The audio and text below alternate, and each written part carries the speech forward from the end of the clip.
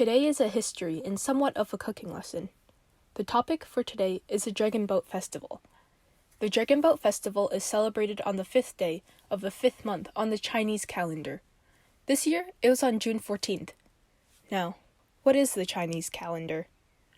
To give you a rundown, it's a lunar solar calendar, meaning the dates are measured by the phases of the moon and the sun. The lunar solar calendar is a bit of a mess, and that's why we don't follow it anymore.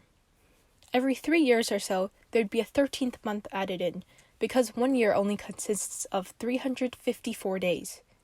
It was created primarily as an agriculture reminder or harvesting reminder, as back then, farming was one of the most popular and one of the only occupations.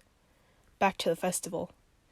In this video, with the help of my grandmother, we'll be making sticky rice dumplings. Sticky rice dumplings are, as the name explains, primarily made of sticky rice. It is then filled with various ingredients and wrapped in bamboo leaves. Not to be confused with another dish called lo mai gai, which is a dim sum dish that's sticky rice, but it's wrapped with lotus leaves. To start off, the ingredients my household uses to create this dish are sticky rice, green mung beans. Wait, hold up. Why are they yellow? That's because the skin is green, but when it's split, it's yellow on the inside.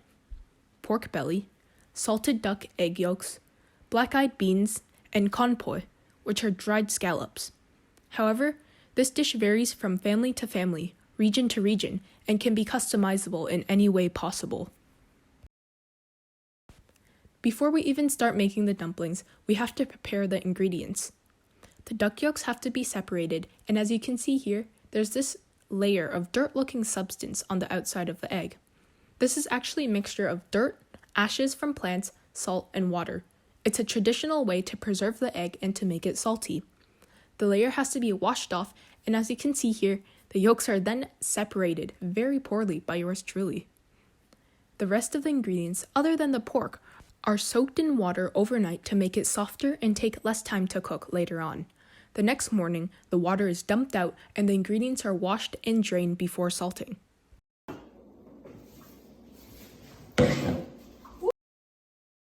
The first step is to create a bowl shape with the bamboo leaves. You take 2 leaves and have them overlap each other halfway before twisting it into a point shape. Traditionally, sticky rice dumplings are triangular shaped, but as y'all know, I'm terrible with my hands, and it turned out into a rectangular shape. I guess that's fine, as long as it can hold our ingredients. This will now be your bowl to put the ingredients in. There isn't a certain amount of ingredients or an order that you should put it in. It's up to personal preference.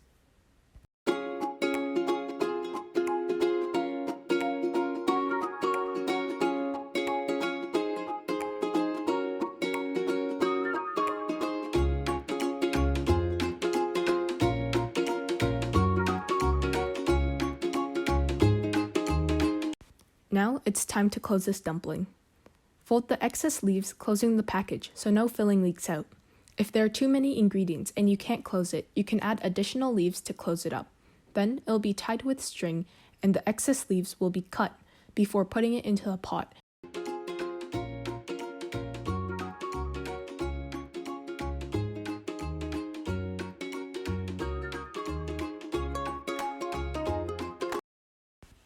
While you see these being made, let's talk about the history of the Dragon Boat Festival. The day commemorates Chu Yuan, excuse my pronunciation, a renowned Chinese poet at the time, but was framed and sent to exile. While in exile, he heard about the news of the state of Chu being attacked by troops of Qin, ultimately being defeated. Chu Yuan, being the patriot he is, was filled with sorrow and ultimately drowned himself. So, where did the origin of these dumplings and the dragon boats come from? The most common story is that after the residents heard about his death, they raced on boats to recover his body before it was eaten by fish.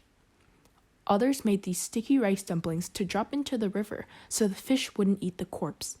That's how the tradition started. Back to the sticky rice dumplings.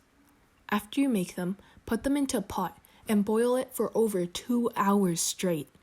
You have to refill the pot with water as it boils out and keep your eyes on them.